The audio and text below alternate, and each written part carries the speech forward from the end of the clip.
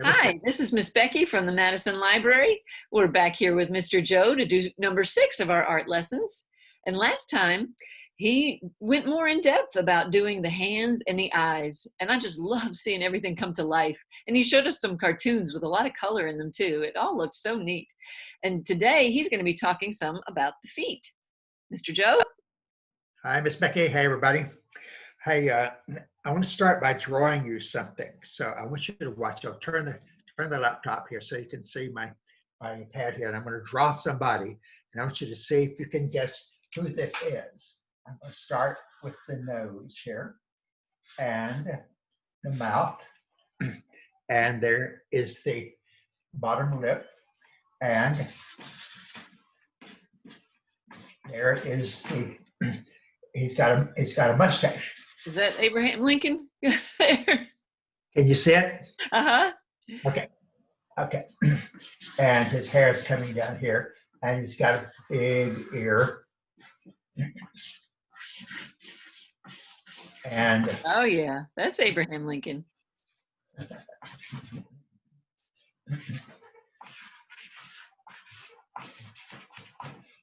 I think I got him a little fleshier than he normally is.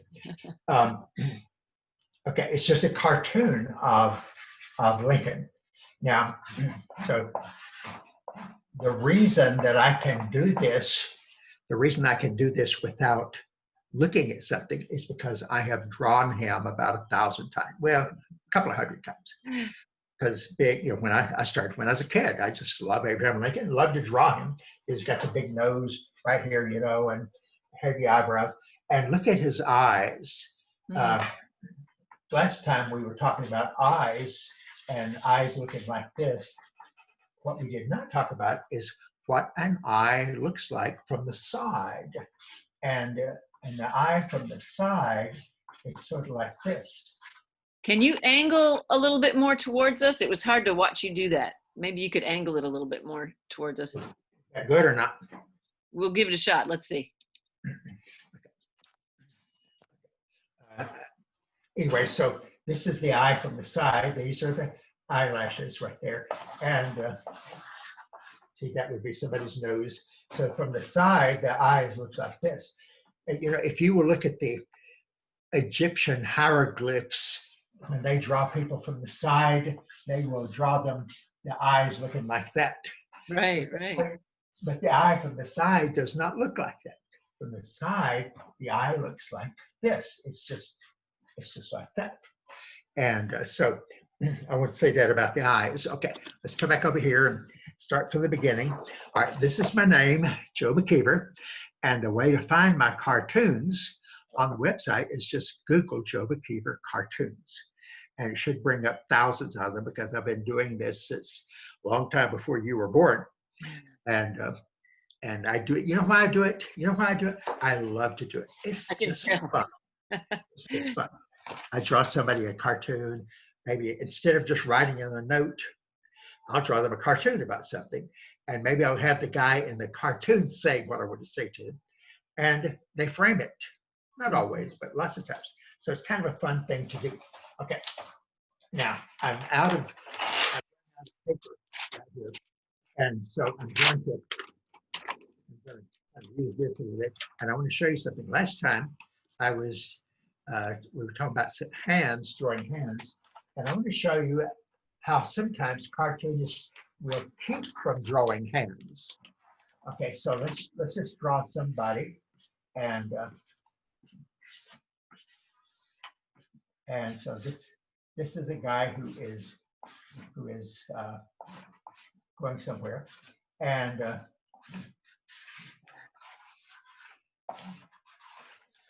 you see what he did with his hands? Right. He's got his hands in his pocket. And so there's his collar, and so maybe his other hand is out here, like that. And so that's one of the ways that cartoonists keep from having to worry about drawing all of those fingers. Now, when you draw a cartoon, it's kind of fun to put your favorite dog in it, or if you have a cat, then you can put that in. And so I often put a dog in the cartoon there. Well, um, but let's talk about drawing feet for a little bit. Okay. Feet are kind of hard for a lot of people to draw. And I'm going to use this cardboard right here. This is the back of my poster pad. And so I'm going to throw it away anyway, so I might as well. If you were drawing, can you see this right, Becky? Mm-hmm. If you were drawing somebody's foot,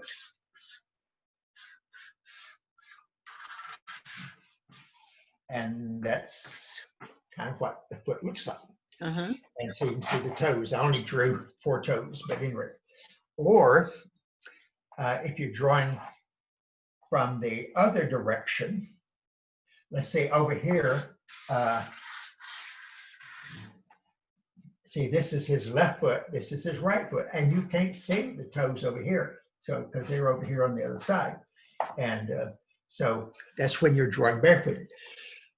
The foot is a wonderful thing right here. These are the toes, this is the ball of the foot, this is the arch, and this is the heel. And you have to have all of those. So when you're drawing somebody's foot, you draw the toe, the ball, the arch, and the heel. That's the shape of a foot.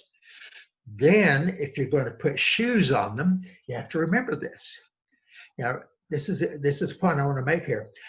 When you're if you're going to be a cartoonist, you need to know how the human body looks. And so you need to know where the muscles are. For example, when the people started drawing Superman a long, long time ago, they had to know where to put the muscles. And so I'm gonna turn this a little bit right here. And can you see this right, Becky? Let me know. Okay, I'm just gonna draw this. We'll just say this is Superman right here. And what they did was,